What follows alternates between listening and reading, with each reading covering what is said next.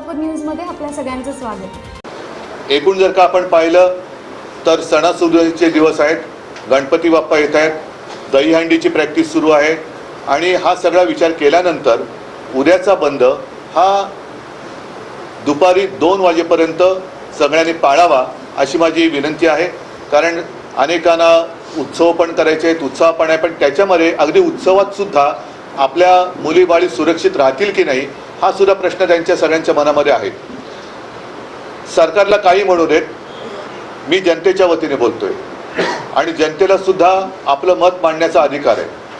केवळ जनतेचं मत हे लोकसभेमध्ये किंवा निवडणुकीमध्ये विधानसभेच्या पालिकेच्या वेळेलाच व्यक्त करता येतं असं नाही, तर मधल्या काळामध्ये सुद्धा जनतेने मत व्यक्त करायला पाहिजे।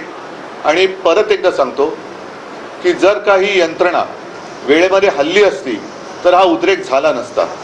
ज्यांना म्हणायचे की हे सगळं आंदोलन हे राजकारण्यांनी प्रेरित आहे, हे उत्स्फूर्त नव्हतं, मग उच्च न्यायालयाने याची स्वतःहून जी दखल घेतलेली आहे ती सुद्धा काय राजकारण्यांनी प्रेरित घेतलेली आहे का?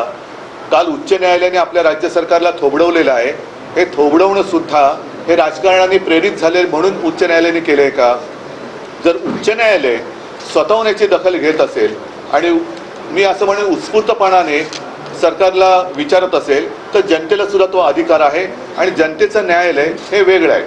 ज्या वेळेला सगळे रस्ते बंद होतात तेव्हा जनतेच्या न्यायालयाचा दरवाजा उघडतो आणि तो तसा आता दरवाजा थोडा हलायला लागलेला आहे, तो उघडून नये म्हणून या यंत्रणांनी आपापली जबाबदारी व्यवस्थितपणाने पार पाडली पाहिजे आणि ती पाडली जात नाही याची जाणीव करून देण्यासाठी उद्याचा हा बंद आहे। माझं सोलापूर न्यूज या यूट्यूब चॅनलला सबस्क्राईब करा आणि बेल आयकॉन प्रेस करायला विसरू नका।